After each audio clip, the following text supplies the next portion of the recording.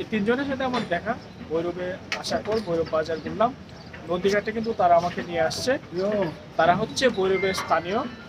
আমি তাদেরকে এখন চা খাওয়াবো। তারা আমাকে বলতেছে তাদেরকে আশুগঞ্জ নেওয়ার জন্য। আমি বললাম সরি ভাই, আমি তোদেরকে নিতে পারবো না। তবে তাদের যে আন্তরিকতা আমার কাছে খুব ভালো লেগেছে।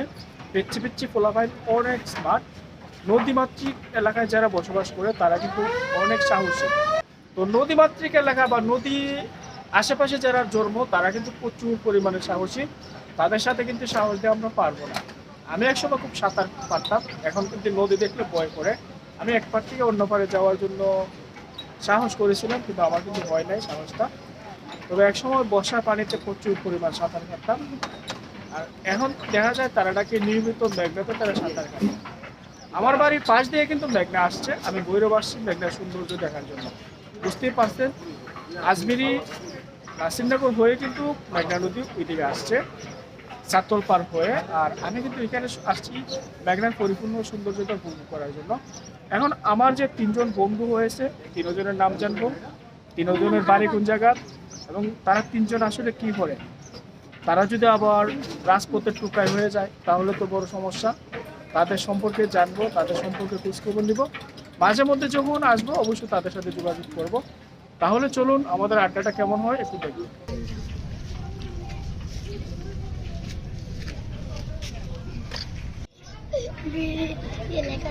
ভৈরবে আসবো, তাদের সাথে আলাপ করব, আড্ডা দিব এবং তাদের নিয়ে ঘুরবো। ভৈরবে অনেক সুন্দর সুন্দর জায়গা আছে দেখার মতন।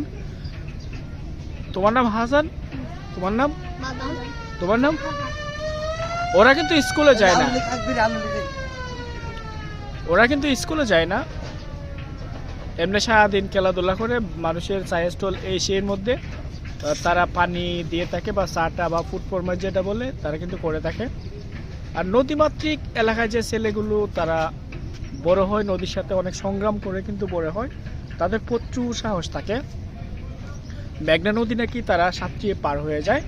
সাহেবেন আঙ্কেল, ওরা কিন্তু চা বিস্কিট খেতে খুবই লজ্জা ভাব। তো আমি দিলাম, চা খাইলাম। আর আজকে আমি যখন ভৈরব বাজারে আসছি একা একা কিন্তু ঢাকা সিলেট মহাসড়ক থেকে হাঁটতে হেঁটে একেবারে বাজারে চলে আসলাম। আর অনেক জায়গায় হাঁটছি।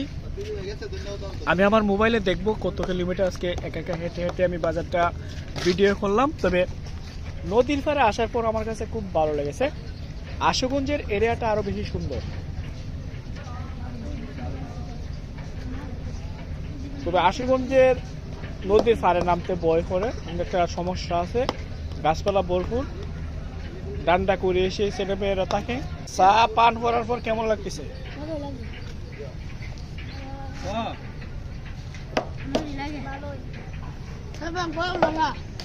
এ তোর নাকি গার্লফ্রেন্ড আছে?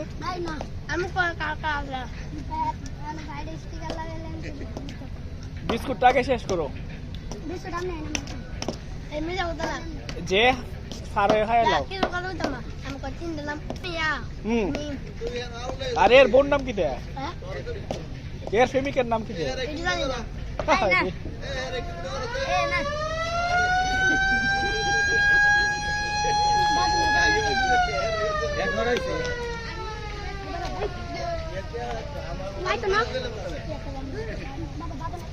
তোরা লাগে তোরা আছে আমার তোরা